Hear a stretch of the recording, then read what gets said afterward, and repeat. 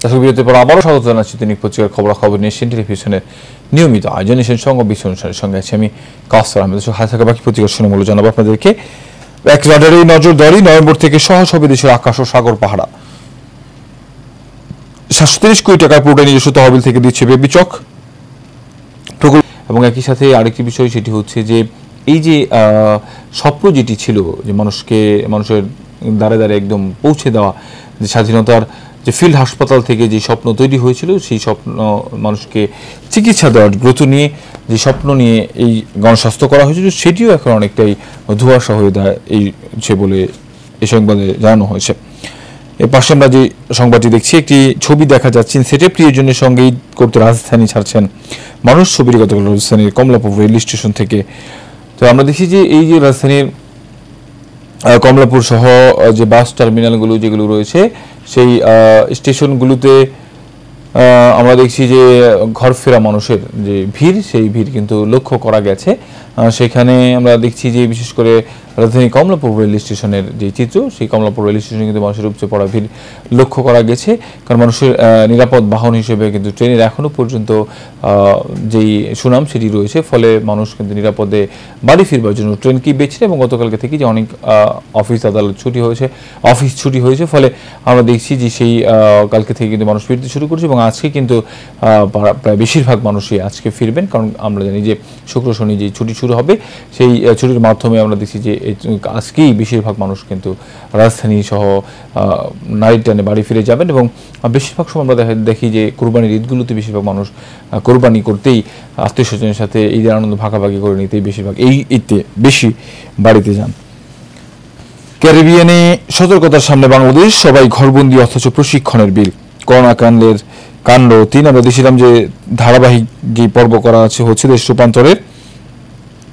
আমরা দেখছি যে গাড়ি না চললেও গাড়ির বিল, অফিস বন্ধ থাকলেও অফিসের নাস্তার বিল, এরপরে প্রশিক্ষণের বিলও কিন্তু করা হয়েছে। সেই সংক্রান্ত দুর্নীতির সংবাদ, সেই দুর্নীতির সংবাদগুলো প্রাধান্য পাচ্ছে। বেঞ্জির 8 ফ্ল্যাট ও 25 বিঘা জমি সহ আরো সম্পদ জব্দ। প্রশ্নে জর্জরিত মিন্টু, উত্তর মিলছে না। মিন্টু বাবু মুখোমুখি জিজ্ঞাসাবাদ, আনারকে হত্যার পর চেয়ারে বেঁধে রাখার ছবি। যুক্তরাষ্ট্র, ভারত, সৌদির চেয়ে শান্তি বেশি বাংলাদেশে। একজন নিরপরাধকে খাঁচায় দাঁড় করানো অপমানজনক। অর্থ আত্মসাৎ ও পাচারের মামলায় ডক্টর ইউনূসের বিচার শুরু। যাবজ্জীবন সাজা হতে পারে ডক্টর ইউনূসের পিপি। দর্শক, আমরা দেখছিলাম যে গ্রামীণ টেলিকমের শ্রমিক কর্মচারীদের কল্যাণ তহবিলের 25 কোটি টাকা আত্মসাৎ এবং মানি লন্ডারিং এর মাধ্যমে পাচার করবার জন্য গ্রামীণ ব্যাংকের যে প্রতিষ্ঠাতা চেয়ারম্যান গ্রামীণ টেলিকমের, সেই গ্রামীণ টেলিকমের প্রতিষ্ঠাতা চেয়ারম্যানের বিরুদ্ধে যে অভিযোগ করা হয়েছে, সেই অভিযোগের প্রেক্ষিতেই কিন্তু তাকে গতকালকে কোর্টে উঠানো হয়েছিল। এবং সেখানে তিনি কিন্তু সাংবাদিকদেরকে দেশ থেকে বের হয়ে সাংবাদিকদের সাথে কথা বলছেন যে একজন নিরপরাধ মানুষকে খাঁচার মধ্যে রেখে দেওয়া অপমানজনক। আমরা জানি যে এটি নিয়ে আসলে অনেক মহলেই নানানভাবে আলোচনা হয়েছে যে আসলে একজন মানুষকে আসলে কখন তাকে আটক করা হবে, কখন তাকে হাত করা পড়ানো হবে, এটি নিয়ে আসলে নানা ধরনের আলোচনা সমালোচনা কিন্তু রয়েছে দর্শক। কারণ হচ্ছে যে একটি মানুষের আসলে যতক্ষণ পর্যন্ত আইন বিচার কাজ চলমান ততক্ষণ পর্যন্ত কিন্তু এটি প্রমাণিত হয় না যে সে আসলে অপরাধী। যখন বিচারের রায় হয়ে যায় সে অপরাধী, তখন কিন্তু তাহলে সেই অপরাধে তাকে যে শাস্তি দেওয়া হয় সেটি কিন্তু মেনে নেওয়া যায়। এর আগেও আমরা দেখেছিলাম যে আসলে যখনই কাউকে কোনো অভিযোগ সাব্যস্ত করা হয়, চোরকে যদি চোর সাব্যস্ত করা হয়, তাকে যদি আটক করা হয়, কিন্তু ততক্ষণ পর্যন্ত তাকে চোর বলা যাবে না যতক্ষণ পর্যন্ত এই দোষে সে দোষী না হবে এবং সেটি প্রমাণিত না হবে। ফলে এই যে দেশের যে বিচার ব্যবস্থা আমরা দেখি যে হাত করা পড়া অবস্থায় হাত করা পড়ানো হয় আটক যারা রয়েছেন তাদেরকে, এবং একই সাথে এই যে লোহার কাঠগড়ার মধ্যে দাঁড়া করানো হয়, সেটি আসলে কতটুকু নিয়ম বহির্ভূত বা কতটুকু ইথিক্স মেনে চলে সেটি এখন প্রশ্নের বিষয়। দরপত্র প্রতিক্রিয়া স্থগিত রাখতে আইএমডির নির্দেশনা। মাথারবাড়ি বিদ্যুৎ কেন্দ্রে কয়লা আমদানি। কুয়েতে ভবনে আগুন লেগে 41 শ্রমিক নিহত। রয়েছে বাংলাদেশ প্রতিদিন। এখনো সিন্ডিকেটের জিম্মি স্বাস্থ্য খাত।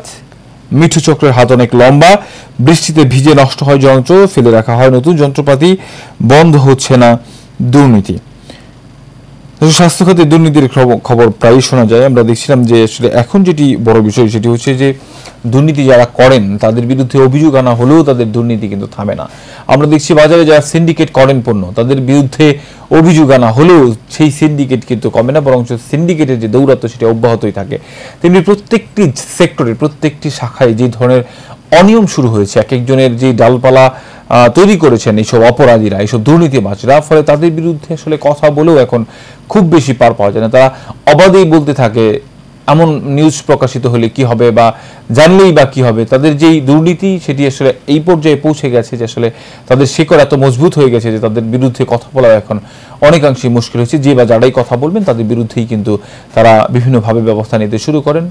শেষ পর্যন্ত দেখা যায় যারা অভিযোগ তুলেছে তারাই আসলে তাদেরই কোনো অস্তিত্ব থাকে না, কিন্তু যারা এই দুর্নীতি করে যায় তারা বহাল তবিয়তেই থাকেন। সেই স্বাস্থ্য খাতেরও কয়েকটি জানি যে দুর্নীতির মধ্যে যাদের নাম চলে এসেছিল সেই তাদের এখন এইখানে সেই সংক্রান্ত একটি সংবাদে বলা আছে যে মিঠু চক্রের হাত অনেক লম্বা। সেটি আমরা বলছিলাম। সিপিডি আলোচনা, অর্থনীতির এত দুর্বল অবস্থা আগে কখনো ছিল না। 21 আগস্ট গ্রেনেড হামলা নিয়ে সংসদে প্রধানমন্ত্রী, বিএনপি জামাত জোটের নেতৃত্বে পরিকল্পিতভাবে হামলা চালানো হয়। গ্রেফতার চেষ্টা তারেক সহ পলাতক আসামিদের। ভয়েস অফ আমেরিকাকে লু পেছনে নয়, আমরা সামনে তাকাতে চাই। মাতারবাড়ি বিদ্যুৎ কেন্দ্রের জন্য কয়লা আমদানি দরপত্র প্রক্রিয়া স্থগিত রাখতে নির্দেশনা আইএমডির। আলোচনায় রাঘব বোয়ালদের নাম জিজ্ঞাসাবাদ করা হচ্ছে। আওয়ামী লীগ নেতা মিন্টুকে অপরাধীদের বাঁচাতে বড় জায়গা থেকে তদবিরের অভিযোগ এমপি কর্নার। বেনজিরের পরিবার আরো সম্পত্তি ক্রয়ের নির্দেশ। বিচার শুরু ডক্টর ইউনূসের। কেন পশুর মতো খাঁচায় দাঁড়িয়ে থাকতে হবে ডক্টর ইউনূস? 1,812 কোটিপতির 2,05,000 কোটি টাকা ব্যাংকে। বিশ্ব শান্তি সূচক যুক্তরাষ্ট্র, ভারত, সৌদির চেয়ে শান্তিতে গিয়ে বাংলাদেশ। নেদারল্যান্ডসকে হারাতেই হবে বাংলাদেশের। দর্শক, আমরা জানি যে বিশ্বকাপ ম্যাচে 15 টি-20 সুপার 8 খেলার সম্ভাবনা প্রায় শেষ সাবেক বিশ্ব চ্যাম্পিয়নদের। এবারে আমরা দেখছি যে মার্কিন যুক্তরাষ্ট্রের এবং নেপাল শ্রীলঙ্কা ম্যাচ ভাগাভাগি করে নিয়েছে দুই দলই, কিন্তু সামনে যে বাংলাদেশের আজকের ম্যাচ অনুষ্ঠিত হবে সেই ম্যাচে বাংলাদেশ কিন্তু অবশ্যই জিততে হবে, জেতার বিকল্প কিন্তু কিছু নেই। আমরা দেখছিলাম যে আগের ম্যাচটি কিন্তু একেবারেই জেতার দ্বারপ্রান্ত থেকে গিয়ে বাংলাদেশ হেরে গিয়েছিল। এবারে আমরা নিশ্চয়ই আশা করব যে সেই ধরনের কোনো পরিস্থিতি ঘটবে না, একেবারে দাপুটের সাথেই বাংলাদেশ দল জিতবে। সব সুযোগেই বাংলাদেশ দল কিন্তু এগিয়ে আছে। এখন শুধু পারফরমেন্সের অপেক্ষা, দেখার অপেক্ষা, সময়ের অপেক্ষা যে আসলে বাংলাদেশ দলকে পরবর্তী রাউন্ড খেলতে পারে কিনা। এরপর শুধু দৈনিক ইত্তেফাক, তারেক জিয়া সহ পলাতক আসামিদের গ্রেফতারের চেষ্টা অব্যাহত আছে। গ্রেনেড হামলা মামলা সম্পর্কে প্রধানমন্ত্রী তিস্তা মহাপরিকল্পনা প্রকল্প পর্যায়ভিত্তিক বাস্তবায়নের বিশদ সমীক্ষার পরামর্শ দিয়েছে চীন। নীতিমালার কারণে উপবৃত্তি বঞ্চিত অনেক শিক্ষার্থী। গতকাল সন্ধ্যায় রাজধানীর পুরানা পল্টন এলাকায় 15 তলা একটি ভবনের 5 তলা আগুন লাগলে ফায়ার সার্ভিস কর্মীরা একজনকে উদ্ধার করে হাসপাতালে পাঠান। এমপি আজিম হত্যাকাণ্ড, আসামিদের ছাড়াতে প্রভাবশালীদের চাপ। খুনিদের বাঁচাতে প্রভাবশালীরা তদবির করছে ডরিন, জড়িত কাউকে ছাড় দেওয়া হবে না স্বরাষ্ট্রমন্ত্রী। আজ সেরা 8-এ যাওয়ার লড়াই বাংলাদেশের। মেহেরপুরে কোরবানির সামনে রেখে জমে উঠেছে সদর উপজেলার শতবর্ষী বালাদি ছাগলের হাট। ব্ল্যাক বেঙ্গল জাতের ছাগলের খুঁজে দেশের বিভিন্ন প্রান্ত থেকে ব্যবসায়ী এখন আসছেন। ইসির নেওয়া সিদ্ধান্ত আদালতে টিকছে না। দুদকের মামলা ডক্টর ইউনূসের বিচার শুরু, অব্যাহতভাবেই হয়রানি করা হচ্ছে ডক্টর ইউনূস। সরকারের ব্যাংক ঋণে ক্ষতিগ্রস্ত হবে বেসরকারি খাত। সিপিডি এবার হচ্ছে দুর্বল অবস্থাতে ছিল না। বেশ আনিসুল ইসলাম মাহমুদ বাস করে বুতলে, বিনিয়োগ করে পাতালে। সাবেক পরিকল্পনা মন্ত্রী মান্নান, উন্নয়নের সম্ভাবনা দেওয়া দক্ষতার ফাঁদে আটকা পড়েছে ডক্টর হোসেন জিল্লুর রহমান। এরপর রয়েছে যুগান্তর। যুগান্তর যেটিকে সংবাদ শিরোনাম করেছে, ঈদে নারীর টানে বাড়ি ফিরতে শুরু করেছে মানুষ। বুধবার কমলাপুর রেল স্টেশনে যাত্রীদের উপচে পড়া ভিড়।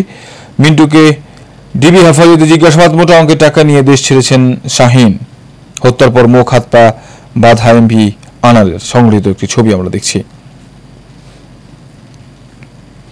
হতশ্রী চেহারায় কমলাপুর রেল স্টেশন, দুর্নীতির দগদগে ক্ষতচিহ্ন। দুদকের মামলা ডক্টর ইউনূস সহ 14 জনের বিচার শুরু। পানির দামে প্লট ফ্ল্যাট কেনেন বেনজির, ফ্ল্যাট জমি সহ আরো সম্পত্তি ক্রয়ের নির্দেশ। সংসদে অ্যাডভোকেট সালমা ইসলাম, সবার আগে শাস্তি দিতে হবে ব্যাংক খেকোদের। নাজমুলের স্বপ্ন পূরণের ম্যাচ আজ। এরপর রয়েছে কালের কণ্ঠ। কালের কণ্ঠ যেটিকে সংবাদ শিরোনাম করেছে, ডিজিটাল পেমেন্টে এগুচ্ছে দেশ। ক্যাশলেস অর্থনীতির গতি বাড়িয়েছে কোভিড-19। তাৎক্ষণিক প্রয়োজনে বন্ধু ক্রেডিট কার্ড। ক্যাশলেস স্মার্ট বাংলাদেশে বড় অংশীদার হবে পকেট। লেনদেন সহজ করেছে খেদমা।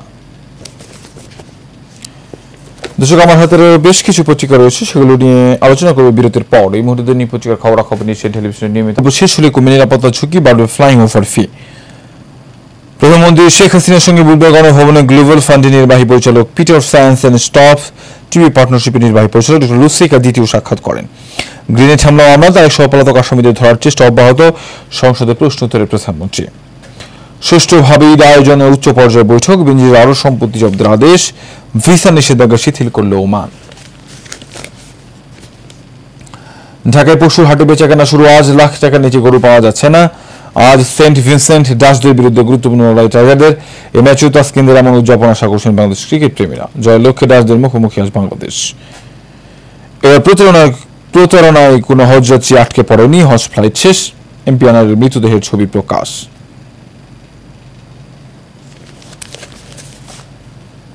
এরপরে সে সময়ের আলো,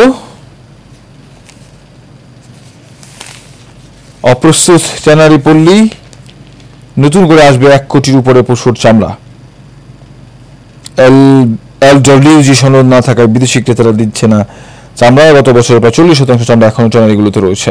অর্থ আত্মসাতের মামলায় 1914 জনের বিচার শুরু। সিপিডির বাজেট সংলাপ ছুরি নয়, শিক্ষা খাতে বরাদ্দ কোদাল দিয়ে কাটা হয়। আটক মিন্টুর জন্য বিভিন্ন মহলের তদবির, বেনজির 8টি ফ্ল্যাট সহ আরো সম্পত্তি জব্দের নির্দেশ। এরপর রয়েছে প্রথম আলো যেটি কি সংবাদ শিরোনাম করেছে, বেনজির পরিবারের আরো 8 ফ্ল্যাট, 76 বিঘা জমি জব্দের আদেশে আদালতের। মহেশখালী সোনাদিয়া দ্বীপে খনন যন্ত্র দিয়ে বাঁধ নির্মাণ করা হচ্ছে, গাছ কাটা হচ্ছে, সবই চিংড়ি ঘের নির্মাণের প্রস্তুতি। সংকটাপন্ন সোনাদিয়া গাছ কেটে আওয়ামী লীগ নেতাদের মাছ চাষ। অনলাইনে শিশু যৌন নিপীড়ন, সবচেয়ে বেশি অভিযোগ গেছে বাংলাদেশ থেকে। এরপর রয়েছে চোখে সুপার 8 স্বপ্ন সামনে নেদারল্যান্ডস।